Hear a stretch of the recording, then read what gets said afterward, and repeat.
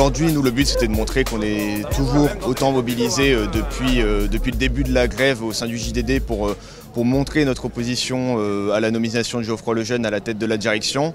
Et donc aujourd'hui, avec la conférence de presse qui était organisée à l'Assemblée nationale sur cette proposition de loi pour en fait imposer des conditions d'aide à la presse sur la nomination d'une direction, donner plus de droits aux journalistes lorsqu'il y a un changement de direction.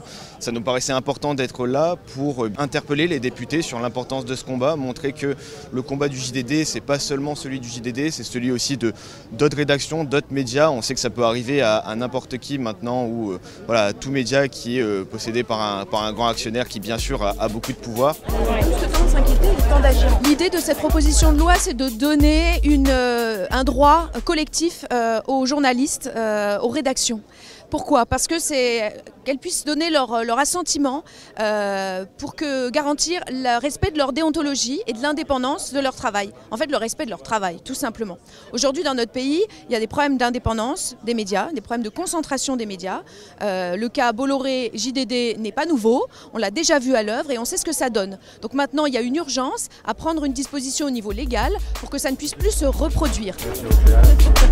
Les demandes de la CGT, de la CFDT, de l'ensemble des journalistes et de l'ensemble de la profession, elles sont simples. La première chose, c'est qu'il faut qu'il y ait une loi anti-concentration parce qu'on voit bien les problèmes démocratiques que pose le fait que 8 milliardaires possèdent la quasi-totalité des médias et de la presse française.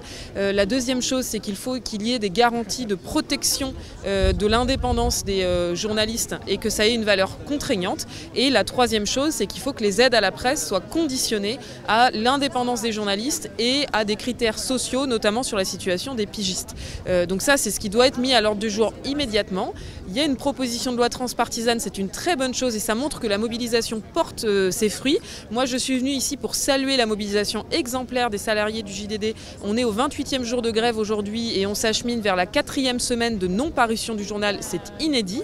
Et le point positif, c'est que malgré l'intraitabilité, la violence des actionnaires qui veulent faire avec le JDD la même chose que ce qu'ils ont fait à Europe 1 et à iTélé, la mobilisation, elle fait déjà bouger les lignes puisqu'on voit qu'il y a une proposition de loi transpartisane qui a été rédigée. Il faut qu'elle soit examinée et soumise au vote des députés d'urgence. Dans une entreprise de presse, qui n'est pas une entreprise comme les autres, eh bien, il n'est pas anormal que des gens investissent. Mais ce qui est anormal, c'est qu'ils viennent en même temps qu'ils investissent, qu'ils achètent la conscience des journalistes. Les journalistes ne sont pas là simplement pour être l'instrument de leur actionnaire, pour être au service d'une idéologie. Leur métier, c'est d'informer.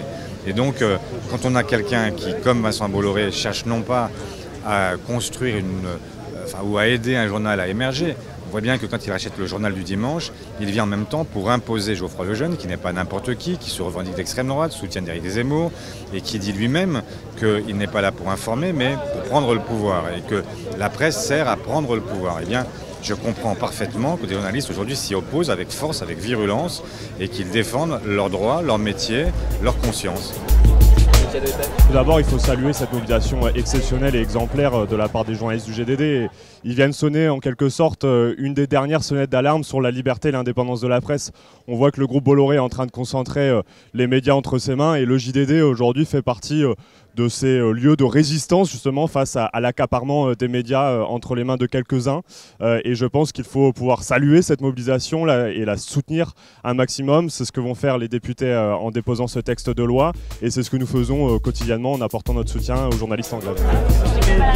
Ils s'en prennent au JDD qui n'est pas juste un média, qui est une institution, c'est le journal du dimanche, c'est un jour particulier de la semaine, c'est un endroit où je sais où moi je ne suis pas entièrement d'accord tout le temps avec ce qu'ils disent, ils ne sont sûrement pas entièrement d'accord toujours avec ce que je fais, mais c'est là où j'ai fait mes 2 grosses interviews depuis que je suis secrétaire nationale et c'est un pan de l'histoire politique de ce pays qui va se déliter parce que voilà, les journalistes, si ça reste en l'état, beaucoup ne vont pas rester, certains vont rester dans des situations quand même compliquées et ce sera plus jamais la même chose. Donc oui, c'est quasiment patrimonial notre présence aujourd'hui, mais pas que.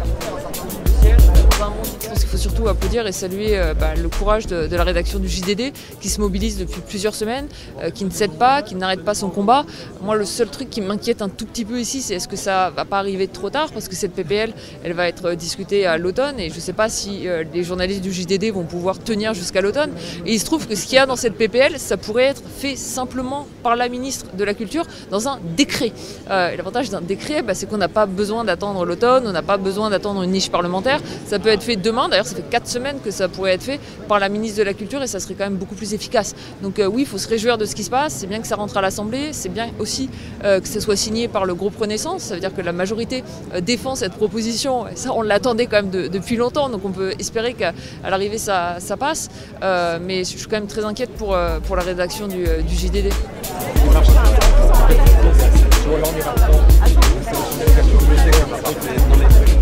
Le débat